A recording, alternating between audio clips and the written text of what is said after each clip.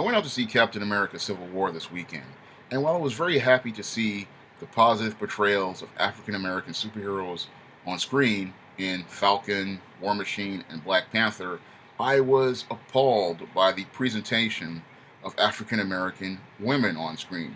When you look at this film, you will see numerous stereotypical images of African American women.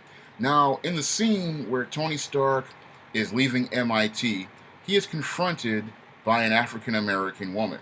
And this African American woman pretty much is your standard fat black female. And she goes in on Tony Stark about what happened to her son in Slovenia. And when she does this, what she does is she goes into this rant talking about how she's a human resource employee who works at the State Department and how her son was killed. And this is your standard stereotype regarding your black woman. Your sassy, loudmouth, strong, independent black woman. And she gets in Tony Stark's face and starts using shaming language. And because Tony Stark is still feeling guilty and he's trying to overcompensate, he can't defend himself from this strong black woman, aka the Bride of Frankenshine. And the Bride of Frankenshine, if you watch my other videos, you'll understand what this character is. She is this loudmouth, belligerent black female who pretty much used to use this type of attack on African American men, but nowadays is such a monster that she even goes after the white men who created her. And that's why I call her pretty much the Bride of Frankenshine. And this female pretty much goes all out on Tony Stark, and he, in the beginning, gets real defensive.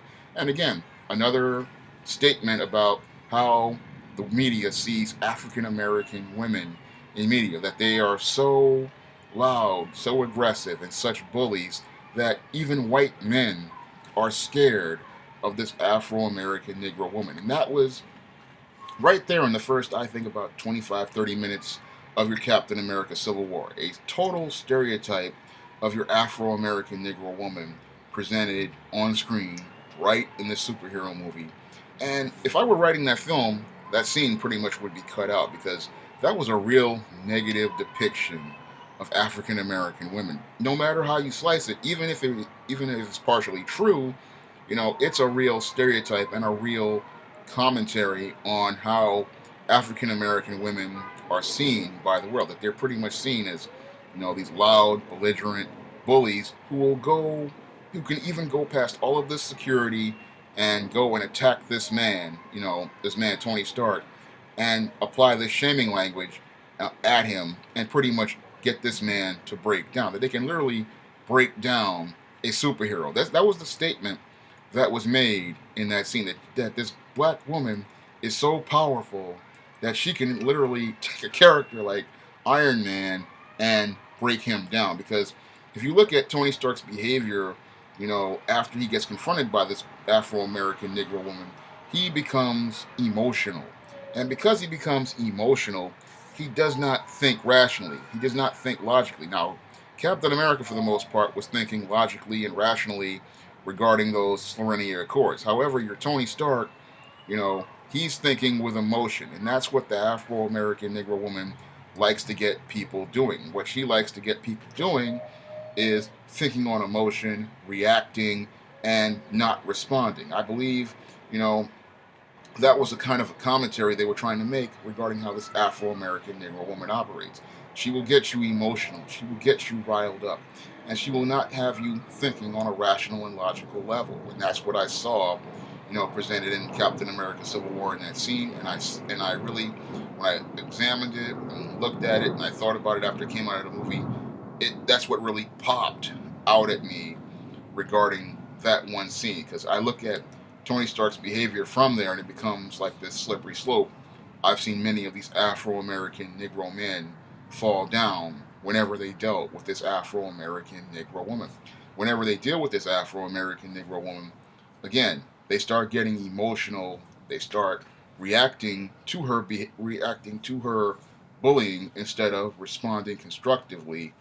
And I look at the way Tony Stark handled things, and he pretty much fell right in line with many of these Afro-American Negroes in his response to that black woman. He started getting defensive in the beginning. He started getting emotional, and he started reacting to her instead of standing up and checking her. Now, I believe if a guy who understood people would have seen her, he would have checked her and said, "Look, I'm sorry that your son passed in Slovenia, but you know we could have lost the entire world if we did not stop this Ultron." So, but they were trying to say that, he was grieving, he was feeling guilty, and he was emotional. I look at the slippery slope that he went down because the Iron Man character pretty much fell apart in this film because he was reacting on emotion and not responding with logic and reason. And that's pretty much why he was so quick to agree to those accords and so quick to try to go along to get along. Now, the other African American woman in this film wasn't on screen for that long either, and that was the Black Panther's bodyguard. Now, there's a scene where she's telling the Black Widow to move, and it's very interesting because again, it's making another negative statement regarding African American women in this film. Now you have this big, tall, masculine looking female, trying to bully and overpower this more feminine looking female and in the Black Widow. And they were really, again, making another statement without saying a word to the Afro American Negro in that image. And they were saying that, again, black women are masculine, black women are bullies, black women are domineering and controlling. And many of these images, again, are going to go over the heads of most of these Afro American Negroes. They're not going to figure that out, especially these Afro American Negro women. They're not going to figure out that in the images in this superhero movie, they're presenting a very negative image of African American women. And they're pretty much, again, reinforcing the idea that I came up with, this Bride of Frankenshine, this black woman being so masculine, domineering, overpowering, that she literally is like a monster that not even black men can deal with or white men can deal with. That she's just incredibly so dangerous and so overpowering that, she just is what she is, and you just have to go around her. And that's the commentary that was pretty much made between the lines in the images of African American women in your Captain America Civil War. They were just there. They weren't really helping anything. They were pretty much, one of them pretty much led to the complete collapse and breakdown of this Tony Stark character, started heading him down this road to decline.